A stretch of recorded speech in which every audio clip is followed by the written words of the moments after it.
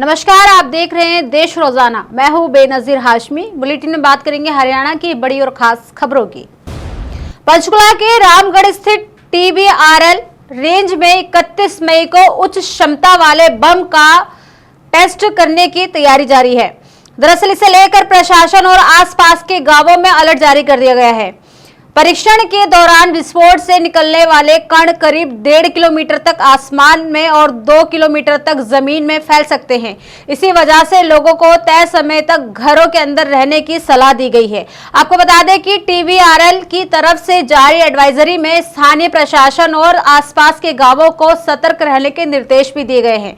जानकारी के मुताबिक ये परीक्षण सुबह 10:30 बजे से 12:30 बजे तक के बीच में किया जाएगा। पूरे परीक्षण की निगरानी भारतीय वायुसेना के वरिष्ठ अधिकारी करेंगे। प्रशासन ने आसपास के गांव के लोगों को अतिरिक्त सावधानी बरतने की सलाह भी दी है। एडवाइजरी में स्थानीय प्रशासन को निर्देश दिए गए हैं कि आसपास के गांव के लोगों को पहले से ही जागरूक किया जाए। परीक्षण के दौरान लोगों को घर के अंदर रहने और खुले क्षेत्रों से दूर रहने को कहा गया है ताकि किसी भी तरह की अप्रिय घटना से बचा जा सके। प्रशासन ने साफ किया है कि ये एक नियमित सुरक्षा परीक्षण है, इसीलिए लोगों को किसी भी तरह की अफवाह पर ध्यान नहीं देना चाहिए। वहीं अधिकारियों ने अपील की है कि सभी लोग सुरक्षा निर्देशों का पालन करें और तय समय के दौरान सतर्क रहें। करनाल जिले से सुरक्षा व्यवस्था में बड़ी चूक का मामला सामने आया है। दरअसल यहाँ के सिविल अस्पताल में पुलिस अभिरक्षा के बीच इलाज करा रहा शातिर अपराधी बेहद नाटकीय ढंग से फरार हो गया। हैरानी की बात यह है कि पैर में गोली लगी होने के बावजूद अपराधी ने 4 पुलिसकर्मियों की आंखों में धूल झोंक दी और आधी रात को ही गायब हो गया। मिली जानकारी के अनुसार घटना 28-29 मई की मध्य रात्रि लगभग 12 बजे की है, जब आरोपी गुरजीत सिंह ने अस्पताल से निकलने के लिए फिल्मी तरीका अपनाया। उसने खुद को एक सफेद बेडशीट से पूरी तरह ढक लिया ताकि CCTV या राहगीरों को उस पर शक न हो। अस्पताल के वार्ड में उसकी निगरानी के लिए 4 पुलिस जवान की तैनाती की गई थी, लेकिन उनकी मौजूदगी के बावजूद अपराधी रफूचक्कर होने में सफल रहा। आपको बता दें कि करनाल पुलिस ने 4 दिन पहले ही एक मुठभेड़ के दौरान गुरजीत को गिरफ्तार किया था। अपराधी की टांग में गोली लगी थी, जिसके बाद उसे इलाज के लिए अस्पताल में भर्ती कराया गया था। गुरजीत सिंह कोई साधारण अपराधी नहीं है, वह हरियाणा सहित देश के अलग अलग राज्यों की पुलिस के लिए सरदर्द बना हुआ था। वही घटना की सूचना मिलते ही पुलिस विभाग में हड़कंप मच गया। फिलहाल अपराधी की गिरफ्तारी के लिए जिले की सीमाओं पर नाकेबंदी कर दी गई है और स्पेशल टीमें गठित की गई हैं। ड्यूटी पर तैनात पुलिसकर्मियों की लापरवाही की भी जांच जारी है। वहीं अस्पताल के बिस्तर से एक घायल बदमाश का फरार होना पुलिस की कार्यप्रणाली पर गंभीर सवाल खड़े कर रही है। हालांकि इस मामले में अभी तक पुलिस का बयान सामने नहीं आया है।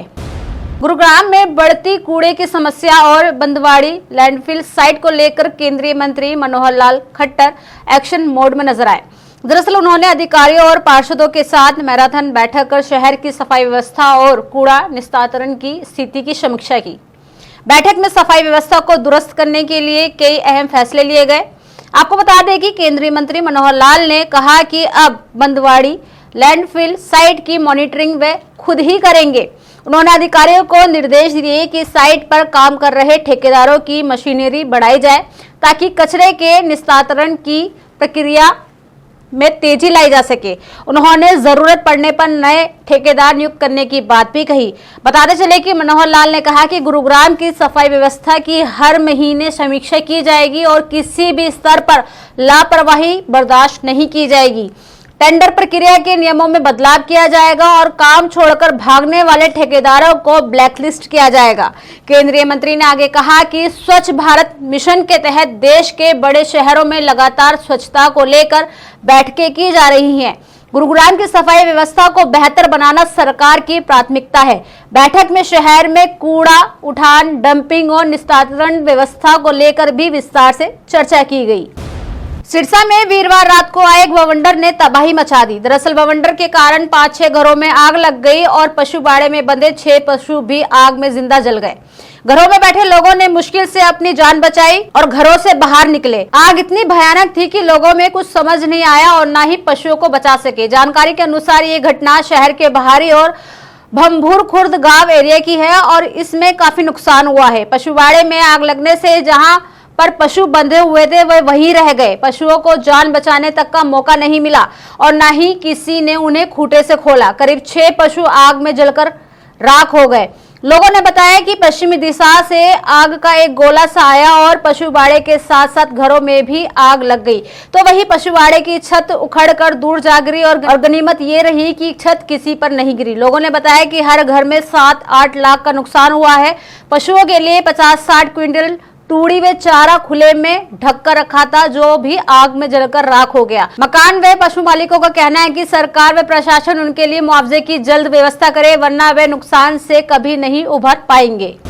वहीं बात करें हरियाणा के मौसम की। हरियाणा में मौसम ने फिर करवट ले ली है। दरअसल प्रदेश के जिले फरीदाबाद और अंबाला में भीषण गर्मी और उमस के बीच बारिश और तेज हवाओं की संभावना बनी हुई है। मौसम विभाग के अनुसार हरियाणा में तापमान में गिरावट से लोगों को गर्मी से राहत मिल सकती है। दरअसल आसमान से बरसती प्रचंड गर्मी ने आम जनता का जीना मुश्किल कर दिया है। उत्तर भारत के कई राज्यों में सूरज अपनी झुलसा देने वाली ताप से लोगों को बेहाल कर रहा है। बताते चले कि फरीदाबाद समेत पूरे हरियाणा में भीषण गर्मी से लोगों को थोड़ी राहत मिली है। पिछले कई दिनों से धूप और गर्म हवाओं से परेशान लोगों ने आज सुबह मौसम में बदलाव महसूस किया।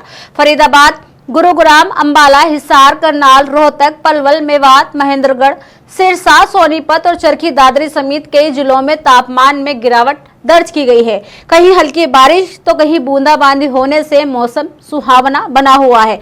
मौसम विभाग के अनुसार न्यूनतम तापमान करीब 2.8 डिग्री सेल्सियस की कमी आई है, जिससे सुबह और रात के समय लोगों को गर्मी और उमस से राहत महसूस हुई। जहां मौसम फिलहाल सामान्य बना हुआ है। हालांकि मौसम विभाग के अनुसार दोपहर होते होते तेज धूप और गर्मी फिर से लोगों को परेशान कर सकती है। अच्छी बात यह है कि 29 मई से हरियाणा में भीषण गर्मी से कुछ राहत मिलने के संकेत हैं। मौसम विभाग के अनुसार अगले कुछ दिनों में अधिकतम तापमान में 6 से 8 डिग्री सेल्सियस तक की गिरावट दर्ज की जा सकती है। यानी तेज धूप और लू के बीच अब बारिश और ठंडी हवाओं का असर महसूस होने लगा है। हालांकि लोगों को आंधी, बिजली गिरने और तेज हवाओं के दौरान सावधानी बरतने की सलाह दी गई है। तो ये थी हरियाणा की बड़ी और खास खबरें। कल फिर होगी मुलाकात ऐसी ही ताजा खबरों के साथ। तब तक के लिए बने रहिए हमारे साथ और देखते रहिए देश रोजाना। नमस्कार। सब्सक्राइब करें देश रोजाना के YouTube चैनल को और नई वीडियो की नोटिफिकेशन पाने के लिए बेल आइकन जरूर दबाएं। अगर आप ये वीडियो Facebook या Instagram पर देख रहे हैं तो पेज को लाइक और फॉलो जरूर करें और ज्यादा से ज्यादा शेयर करें।